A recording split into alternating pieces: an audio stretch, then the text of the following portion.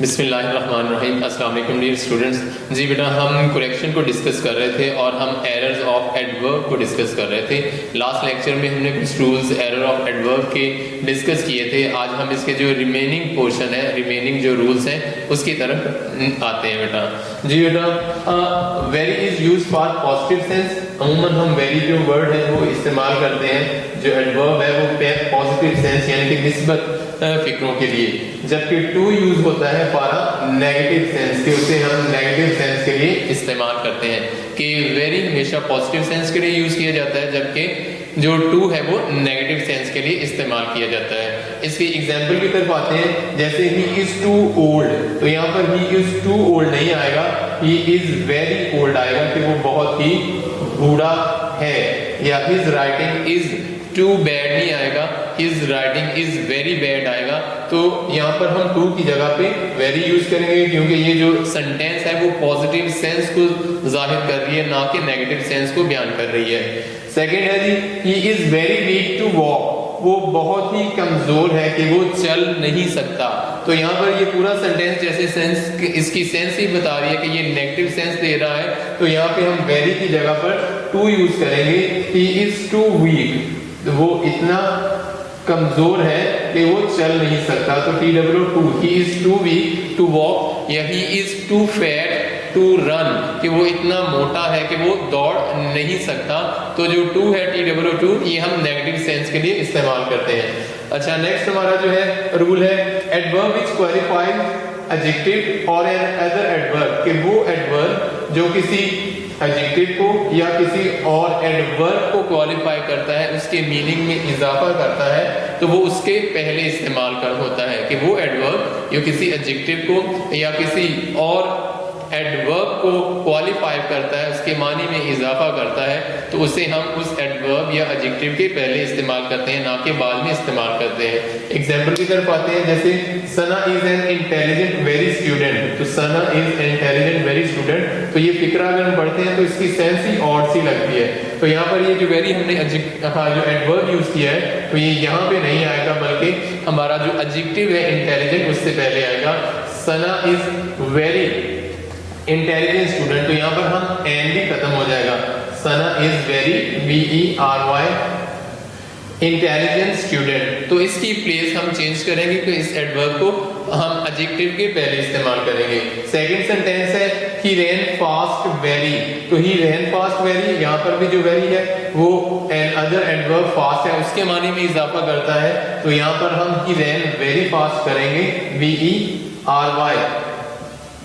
कि वो बहुत तेज दौड़ता है। तो यहाँ पर ही रैन वेरी फास्ट, कि वो बहुत तेज दौड़ता है। तो यहाँ पर जो यहाँ पे यूज है वेरी का, वो भी रॉन्ग है, तो ये उसके स्टार्ट। जी बेटा, हम अपने नेक्स्ट रूल की तरफ आते हैं। यहाँ पे हम बात कर रहे थे कि एडवर्ब विच क्वालिफाइज एन अदर एडवर्ब और एडजेक्टिव, जो किसी दूसरे एडवर्ब या एडजेक्टिव के मानी में इजाफा करता है, तो वो उससे पहले इस्तेमाल होता है। जैसे ही रैन वेरी फास्ट आएगा, ही रैन फास्ट वेरी नहीं आएगा।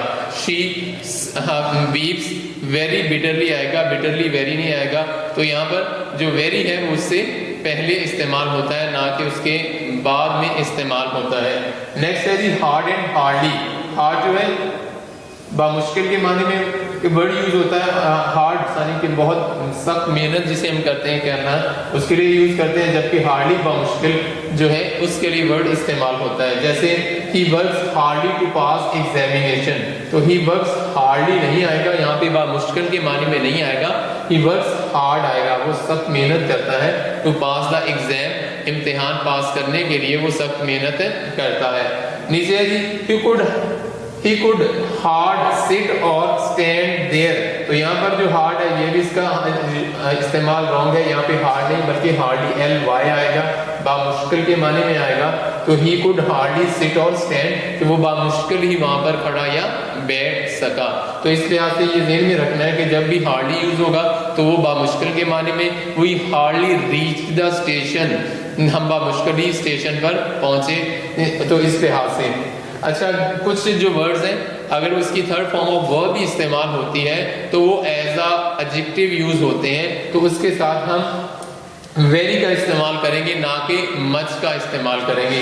कौन कौन से वर्ड्स हैं जी, जैसे यहाँ पे है ग्रीव्ड है, डिलाइटेड है, प्लीज्ड है, पेन है, अनॉयड या टायर्ड है। तो ये जो वर्ड्स हैं, अगर ये थर्ड फॉर्म ऑफ वर्ब भी यूज होती है तो वो third form as a adjective use होता है, ना कि फॉर्म ऑफ वर्ब यूज होता है।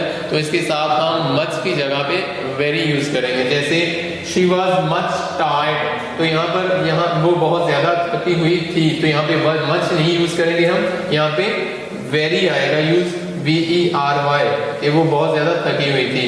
या I was much please to see him, मैं उसे देखकर बहुत ज्यादा खुश हुआ, तो यहाँ पर भी मच की जगह पे वेरी यूज करेंगे। I was very pleased to see him, कि उसे देखकर मैं बहुत ज्यादा खुश हुआ। अच्छा, नेक्स्ट रूल की तरफ हम आते हैं बेटा। लेस है लफ्ज, और उसके साथ जब भी सेंटेंस में वर्ड नेक्स्ट आएगा तो उसके साथ नेक्स्ट पार्ट पे जो आपका मॉडल वर्ब्स आएगा वो शुड यूज होगा, ना कि मे, ना माइट और ना कैन, ना कुड, कुछ भी नहीं यूज होगा। बस लेस्ट का ये ध्यान में रखना है कि लेस्ट का पेयर हमेशा शुड के साथ होता है। जब भी सेंटेंस में लेस्ट यूज होगा तो वहां पे हमने शुड का इस्तेमाल करना है। जैसे work hard लेस्ट you may fail, तो यहाँ पे मे यूज नहीं होगा, मे की जगह पे हम शुड यूज करेंगे, SHOULD। तो वर्क हार्ड, सख्त मेहनत करो, ऐसा ना हो कि तुम नाकाम हो जाओ। अच्छा, मैनी यूज करते हैं हम काउंटेबल नाउन्स के लिए, और मच आता है अनकाउंटेबल नाउन के लिए। कि जब भी काउंटेबल नाउन आता है सेंटेंस में तो वहां पे हम मैनी यूज करते हैं, और अगर अनकाउंटेबल आता है तो वहां पे मच यूज करते हैं। जैसे आई हैव मच बुक्स, तो यहाँ पे मच अनकाउंटेबल के लिए होता है, तो मच की जगह पे मैनी आएगा कि मेरे पास बहुत सी किताबें हैं, तो मच यूज नहीं करेंगे। नेक्स्ट सेंटेंस है जी, there is many milk in the jug, तो अगेन मेनी काउंटेबल नाउन के लिए यूज होता है, जो कि रॉन्ग है, तो इसकी जगह पे हम मच यूज करेंगे, MUCH। तो there is much milk in the jug, के जग में बहुत सा दूध है। नेक्स्ट है जी, ईच अदर हम यूज करते हैं बेटा दो के लिए, जबकि वन एंड अदर यूज होता है मोर देन टू के लिए, मोर देन टू के लिए। तो ये ध्यान में रखना है कि ईच अदर जब भी हम इस्तेमाल करेंगे तो वो टू पर्सन्स के लिए यूज होता है, और one and other more than two के लिए इस्तेमाल होता है। एग्जाम्पल की तरफ आते हैं, जैसे two friends love one and other, तो यहाँ पे बात हो रही है टू फ्रेंड्स की, यानी कि दो दोस्तों की, तो लव वन एंड अदर नहीं आएगा, लव ईच अदर यहाँ पर आएगा, ईच अदर।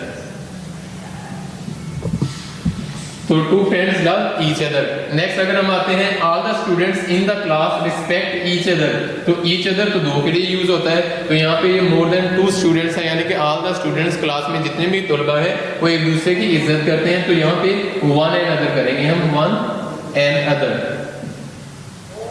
तो ये इसका करेक्ट आंसर होगा जी बेटा। आज के हमारे जो रूल्स थे एडवर्ब के एरर्स के लिहाज से वो हमारा लेक्चर यहीं तक था। नेक्स्ट लेक्चर में नेक्स्ट वीडियो में हाजिर होंगे, तब तक के लिए अल्लाह हाफिज।